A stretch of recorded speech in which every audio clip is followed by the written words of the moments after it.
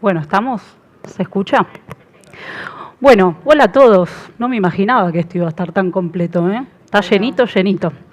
Bueno, primero que nada agradecerles enormemente por este espacio, por acompañarnos en esta charla que para nosotras es tan importante.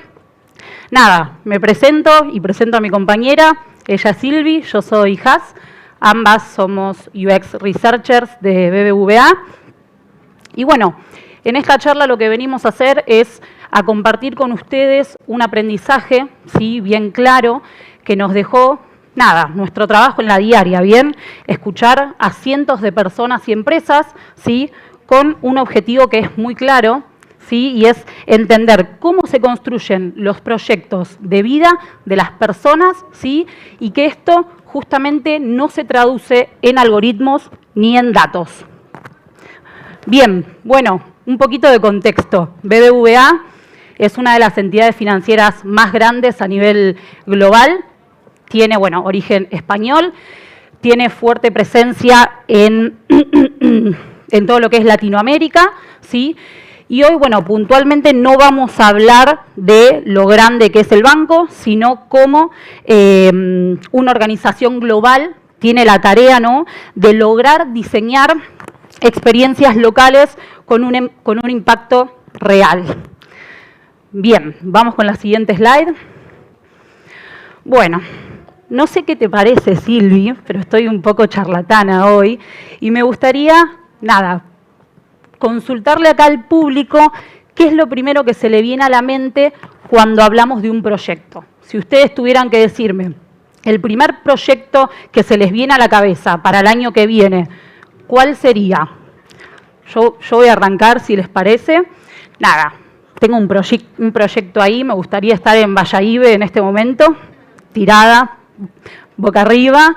Me gustaría ir con mis papás, que ya están grandes, les mando un saludo, que seguramente me están viendo. Nada, me gustaría ir con Seba, que es mi pareja, que también le mandamos un besito. No pudieron estar acá, pero bueno, nos están viendo. Y bueno, con Juanita, que es una chiquitita así, que tiene 5, que es mi hija.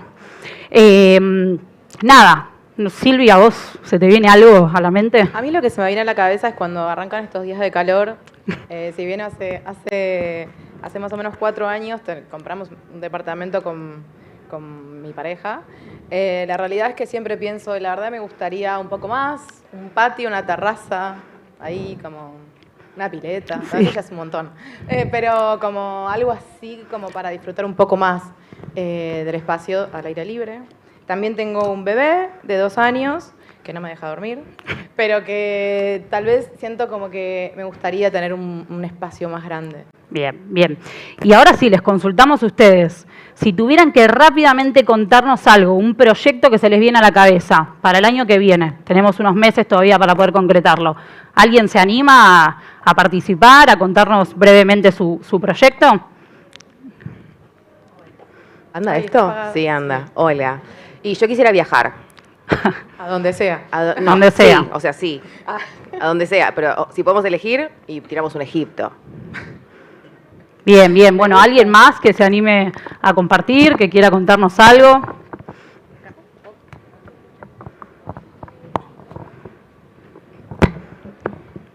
Bueno, a mí me gustaría cambiar el auto.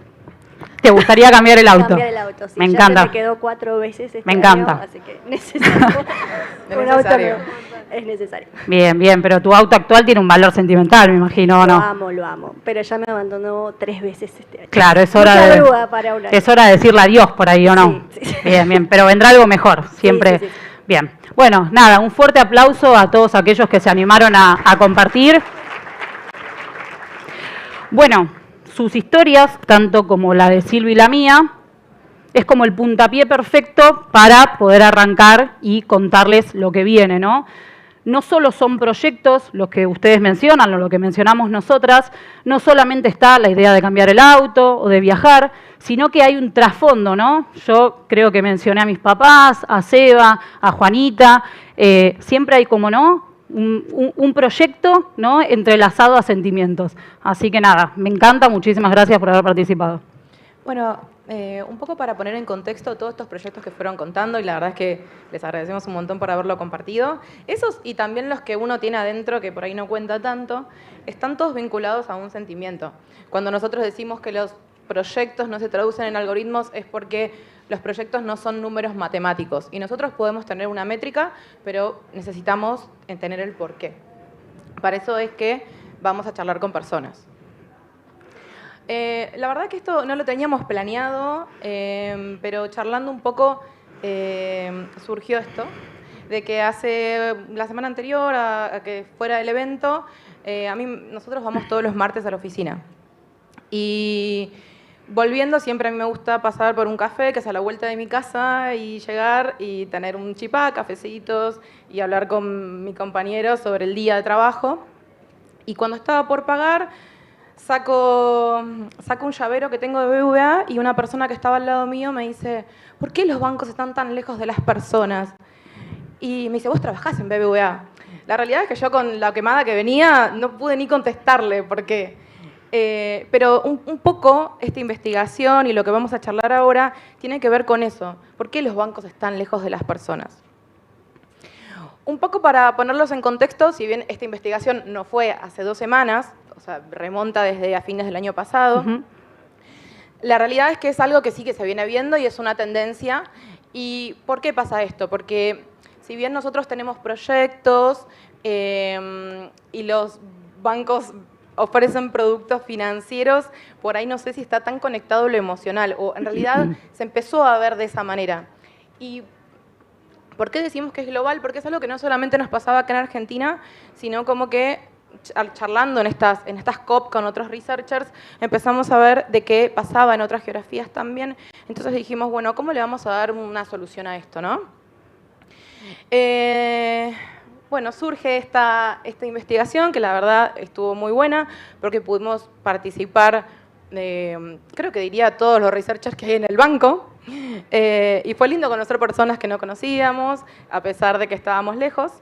Y la investigación fue de 300 entrevistas en total, y estos números que son gigantes, son 450 horas de escucha activa con el desgaste que eso tiene y 900 horas de análisis. Bueno, un poco por qué la investigación fue global. Como dije anteriormente, en este contexto veíamos que, bueno, también esto de que aparezcan otros partners también nos hace tener la necesidad de ofrecer un mejor servicio. ¿Y cómo ofrecer un mejor servicio y cómo estar más cerca de nuestros clientes si no sabemos cómo ni por qué? Entonces, escuchando a estas 300 personas, nos dimos cuenta, nosotros le llamamos la ganancia, no es lo que ganamos de toda esta investigación, nos enfocamos en una misma solución, porque nos dimos cuenta de una cosa, de que a pesar de que estábamos en varias geografías, nos dimos cuenta de que el propósito era uno solo. Y esto nos sorprendió a varios, porque la realidad es que lo primero que pensás es, no sé, por ahí en Latinoamérica tienen problemas diferentes a los que puede llegar a haber en Europa y así, hasta incluso hubo una ronda de entrevistas en Turquía, y lo que veíamos es que el propósito era uno solo. Y esto me trae los libros esos de psicología de la pulsión, ¿no?, que tiene el ser humano. Y lo bueno de eso es que con un propósito en mente podemos diseñar una misma solución. Esa misma solución la podemos diseñar y escalar en los diferentes, digamos, diseñar de manera global y escalarla y adaptarla a las diferentes necesidades. Y esto si esto lo llevamos al plano de negocio, nos beneficia para que las soluciones sean diseñadas más rápidas, más escalables y más rentables. Bien, bueno, la IA, la inteligencia artificial.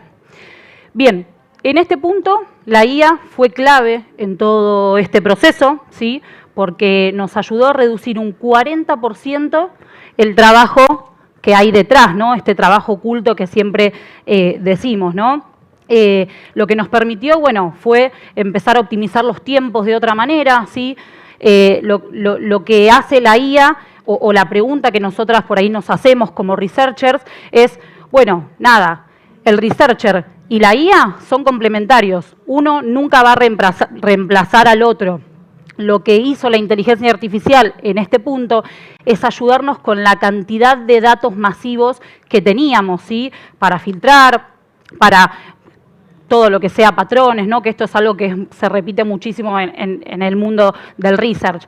Entonces, bueno, acá esto, ¿no? La inteligencia artificial no reemplaza, ¿no?, la intuición que tiene el researcher, porque un poco de nuestra tarea diaria justamente es eso, ¿no? Como hablamos al principio de los proyectos, de los sueños, lo que le pone el researcher es algo que la inteligencia artificial no tiene, ¿no? Y es esta corazonada, ¿no? Es esto de poder entender a la otra persona, ¿sí? Y cuando hablamos de apoyarnos en las herramientas, no solo lo lleva a la inteligencia artificial, obviamente hay otras herramientas que también nos permiten, ¿no?, hacernos por ahí más fácil la tarea repetitiva, ¿sí? Algo que por ahí, cuando estábamos charlando acá atrás, se nos había ocurrido es no solo la IA, ¿sí?, sino que también la conexión a Internet, ¿no? ¿Hace cuánto tiempo tenemos la posibilidad de conectar con otras personas a miles de kilómetros,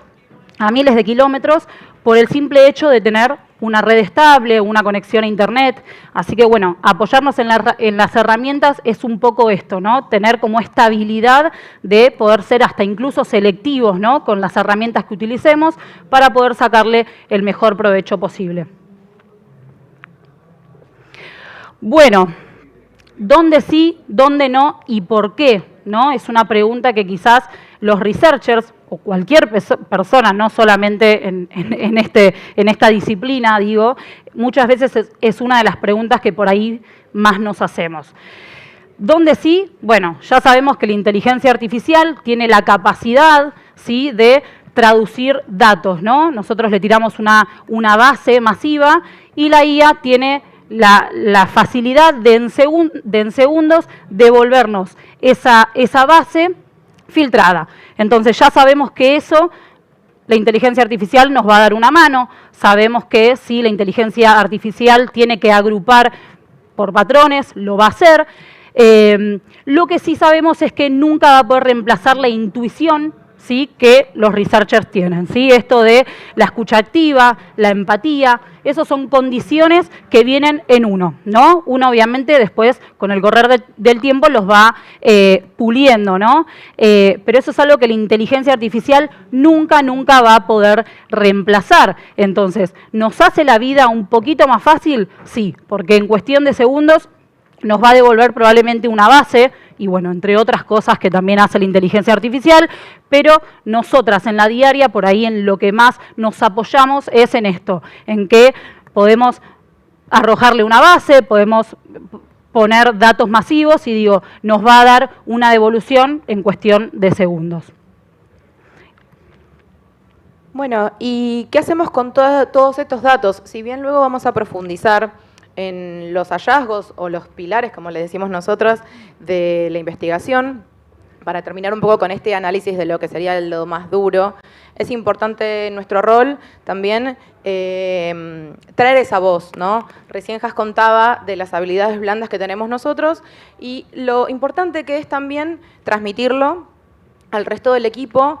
Y cuando digo el equipo, no solo diseñadores, sino desde desarrolladores, negocio, productos, quienes están involucrados.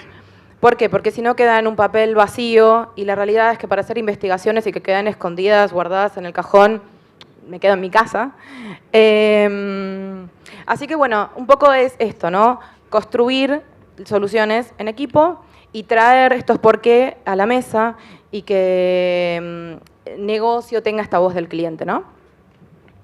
Bien, ¿qué aprendimos de hablar 450 horas con personas, no? Esta es una pregunta, es un número bastante grande que lo vimos al principio. Bueno, aprendimos que todos los proyectos ¿se escucha bien? Bien, aprendimos que todos los proyectos, no importa el tamaño, sean grandes o pequeños, siempre van a nacer de un propósito, ¿no? Siempre el propósito es algo que va a existir. Hablemos con quien hablemos con el segmento que hablemos, ¿sí? Todos siempre van a ser desde un propósito. Entonces, todo tiene un porqué y justamente nuestro rol como researchers es un poco entender ese porqué. nos pasa en la diaria, cuando tenemos entrevistas, siempre rascamos un poquito para indagar un poco más y ahí es cuando la persona desde el otro lado, ¿no? Se abre y por ahí nos empieza a contar cosas, hasta incluso muchas veces hacemos de psicólogos si se quisiera, pero muchas veces nos hablan hasta con angustia cuando mencionan una deuda o nos hablan con mucha felicidad y hasta incluso vemos su rostro, ¿no? Con una gran sonrisa cuando nos hablan de un proyecto hasta familiar. Digo, entonces es un poquito lo que veníamos hablando antes, ¿no? La intuición humana que tenemos nosotros que no se reemplaza con absolutamente nada. Bien, bueno, todos los proyectos nacen de un propósito, es un poquito lo que veníamos comentando recién. Cada decisión financiera, ¿sí?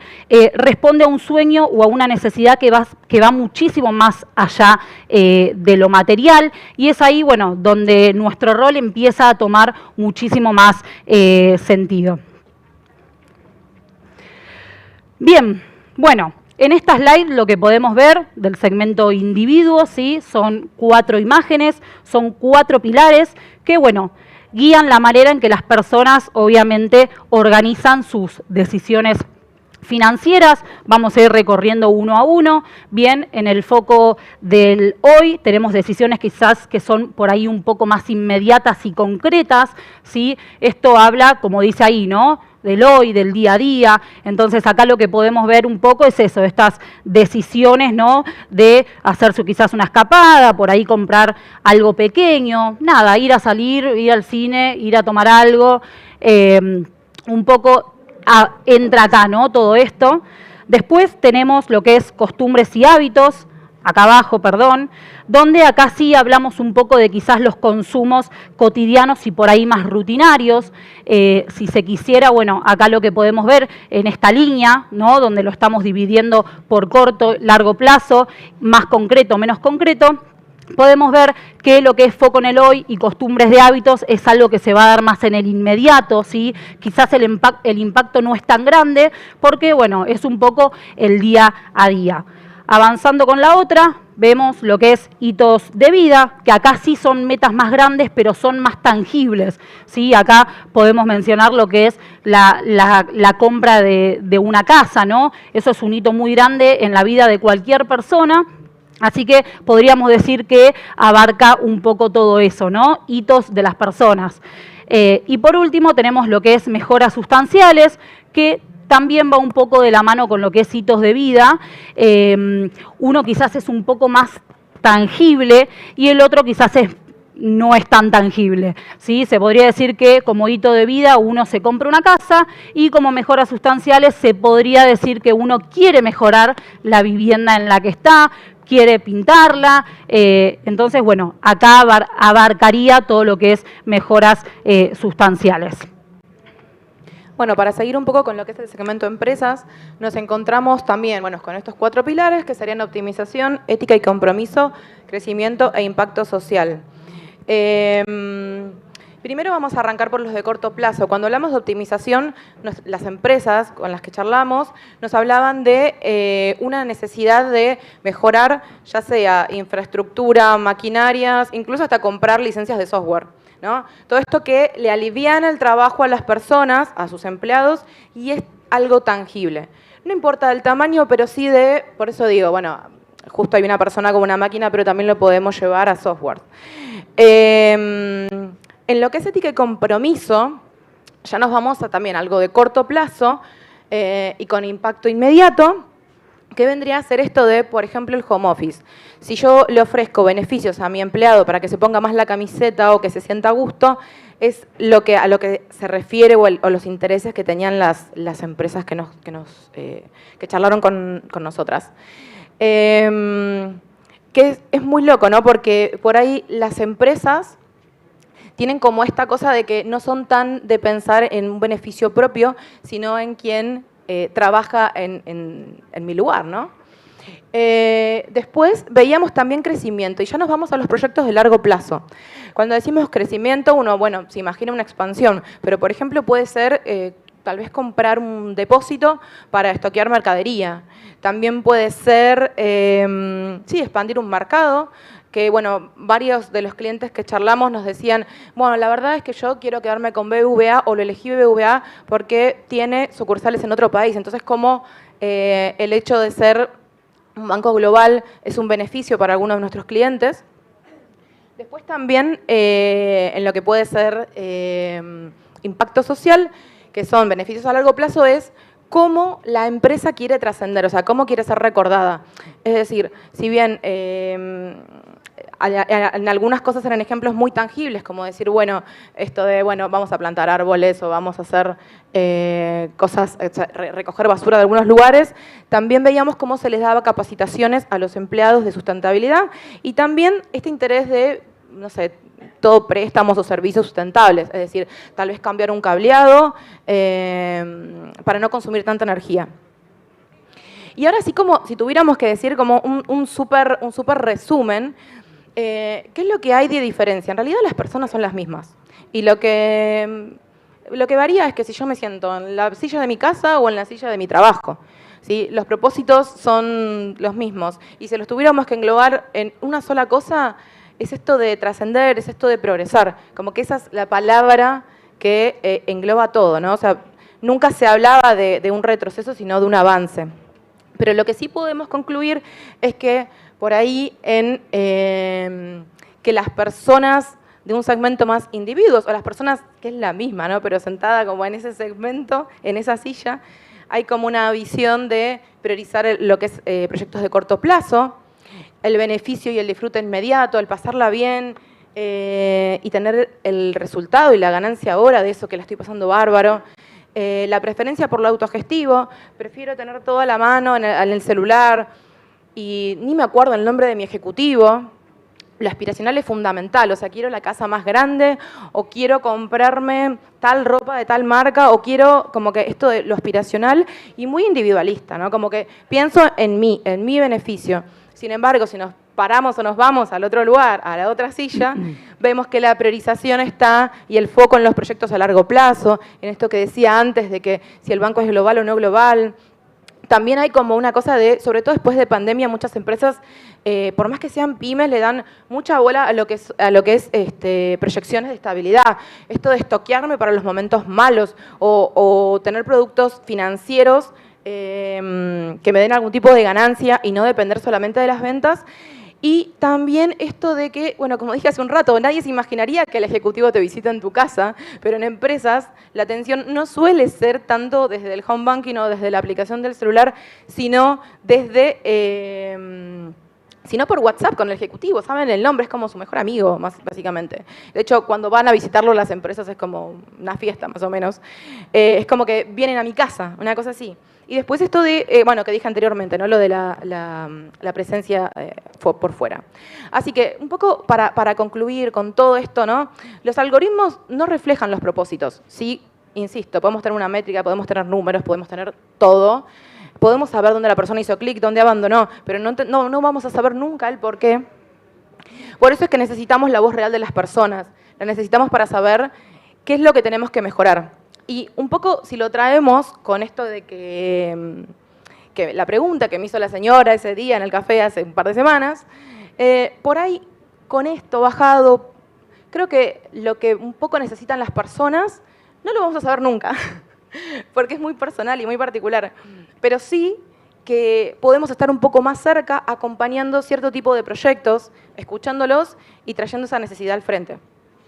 Bien, bueno, acá trajimos esta frase, ¿sí? Que creemos que quizás es por ahí la que más nos representa, tanto a Silvi como a mí, como researchers, y también creíamos o creemos que es una frase que tiene como mucho impacto en lo que quizás venimos mencionando. Es una frase de Erika Hall, ¿sí? Que dice que investigar no es un paso previo al diseño, es una práctica continua que mantiene vivas las conexiones de las personas, ¿no? Entonces, como digo, esta frase sintetiza un poco todo. Investigar no termina, eso es algo clave o algo que nosotras tenemos muy presente.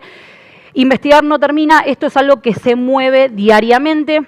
Y bueno, ahí está un poquito también nuestro rol, ¿no? Acompañar a las personas, ¿no? Tener esa escucha activa, hablamos al principio de números importantes, digo, tener como esa habilidad, ¿no? Empezar a detectar los matices de las personas, que claramente es algo que la inteligencia artificial nunca va a poder hacer. Bien, bueno, ahora es su turno, ahora sí, dejamos de hablar.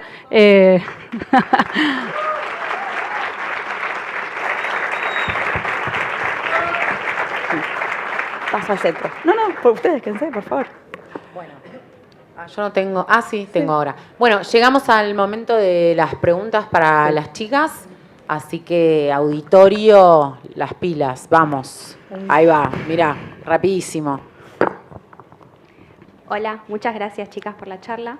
Tengo una duda y les quería preguntar un poco más de cara interna al equipo, desafíos y aprendizajes que tuvieron en esta investigación global, ¿no? Bien. Ya sea armado de plan, armado de objetivos, reclutamiento, roadmap, todo eso. Bien, bueno, la verdad es que lo primero así que se me viene a la cabeza son los almuerzos que nos perdimos, porque al ser global es como que nos perdimos de almorzar, a veces nos tuvimos que levantar muy temprano, a veces acostar muy tarde, porque los horarios al ser tan diversos, como que tenés que resignar cosas para poder tener esos momentos de comunión. Yo creo que lo más importante que fue o que tuvimos fue esos momentos en donde nos íbamos dando feedback y retroalimentando, porque nos pasaba de que por ahí nosotros es como que estamos muy acostumbrados y con todos los researchers que elaboramos nos conocemos todas las mañas, pero está bueno ver a alguien de afuera lo que te corrige, lo que no te corrige. Después en cuanto, si nos vamos, eso es como más lo más blando, ¿no? Que fue muy lindo y muy nutritivo. Ya en sí, en lo que es roadmap y lo que fue más duro, la verdad es que teníamos un Excel, que uno dice, yo nunca voy a usar un Excel, pero sí. Tuvimos mucho Excel, mucha documentación, mucho dejar, obviamente, el link de la entrevista en vivo para el que lo quiera ver por streaming, pero bueno, el que por ahí la ve por diferido, por el tema de horarios. Así que fue clave anotar todo y que todos tengan el nombre correcto. O sea, teníamos como cada, como los vuelos, decíamos nosotros, de cada país. También teníamos como una especie de bajada, o sea, si la entrevista a uno de quién era la empresa, quién era la persona, a qué segmento pertenecía. Después también clave el tema de la muestra, ¿no? Y que sea muy específica para no perder tiempo. Otra cosa sí que se me viene a la cabeza, que estoy tratando de recordar, es que... Ay, creo que se me fue. Yo si quieren, sí, dale. aprovecho. Creo que también uno de los desafíos por ahí más grandes que tenemos es cuando tenemos que traducir todo lo que nosotras sabemos como researchers y por ahí mostrárselo al negocio. Digo, creo que ahí tenemos como un desafío bastante fuerte porque nosotras sabemos lo que nosotras hacemos y por ahí manejamos un lenguaje que solamente los researchers sabemos, pero la idea es bajar las cosas y al momento de presentarlas, tratar de presentarlo de la manera más clara y posible que haya para que el negocio lo entienda. Me parece que ese es uno de los desafíos más grandes que tenemos a la hora de armar la presentación. Y trayendo eso también hubo como diferentes sesiones en las cuales hubo feedback, una más general, una parte de negocio, otra, porque también eso, ver a quién se lo presentás, las agendas son imposibles. Entonces, con tanta investigación fue clave. Eso lo que pensaba con respecto al reclutamiento, nos apoyamos mucho en negocio para que nos pase esa muestra. Nosotros les dábamos los parámetros, que la realidad es que dividimos por un tema de dinero, o sea, los perfiles, así definimos nuestra muestra, y era como, bueno, tal tiene tal monto o tal score, bueno, sería este segmento, este y el otro. La verdad que el reclutamiento lo resolvimos de esa manera, pero fue de las cosas más complicadas, te voy a decir. Eso es spoiler alert. Sí, no. y una de las cosas por ahí también que muchas veces nos pasa a nosotros es que tenemos que tratar de tener el mayor de los impactos a la hora de presentar para que justamente las cosas que hicimos o toda la investigación que hicimos, que muchas veces son investigaciones de meses, 2, 3, hasta 4 meses, tratar de que eso no quede como frisado. Digo, ese también es uno de los desafíos que tenemos. Digo, tenemos luego de la presentación de resultados, una como research, como persona, como empleada, en este caso de BBVA, tenemos que tener eso, ¿no? Seguir estándole arriba, ¿no? O estar constantemente encima, si se quisiera, del negocio, para que, bueno, para que las mejoras se puedan aplicar. ¿Y cómo hacen para que justamente no quede frisada la investigación? Y yo creo que esto parte de, bueno, nada, nosotros hacemos por ahí un entregable, como te digo, siempre tratando de bajar todo a tierra para que quede lo más claro posible. Y me parece que es un poco también el contacto en la diaria que uno tiene con los otros equipos, la sinergia que podés generar con los otros equipos. Entonces me parece que viene un poquito ahí, ¿no? De esta sinergia que uno genera diariamente y la refuerza diariamente. Entonces me parece que es un poquito por ahí. Sebo, Y si del querés agregar. entregable, perdón, dale. No, dale. No, del entregable nos pueden encontrar algo más, cómo es el entregable, cómo lo bajan a tierra. Bueno, la realidad es que los entregables nosotros, lo que, por lo menos del equipo de research, quedamos así como que, bueno, un poco nos llevamos la cocina de esto decantó en lo que es por así decirlo, el nuevo propósito que tiene el BBVA, que es esto de acercarse más a las personas, pero creo que es algo global, no es algo que lo descubrió BBVA, pero sí que es la necesidad de las personas y nosotros como BBVA decir, bueno, ¿qué hacemos con esto? Pero sí, es entregable, sí, son muchas presentaciones a muchas personas de los diferentes equipos, sobre todo al equipo de diseño, ¿no? Que esto lo va a traducir en diferentes productos, digamos, como... perdón, me distraje. No, por favor. Cómo esto lo lleva a un accionable tangible, Totalmente. ¿no? O sea, es traducir la necesidad en un producto. Bueno, hemos llegado al final de la charla, no tenemos lamentablemente más espacio para preguntas, las pueden contactar a las chicas en sus redes y hacerles todas las preguntas que quieran. Les agradecemos un montón por estar acá y nosotros nos vamos a la tanda.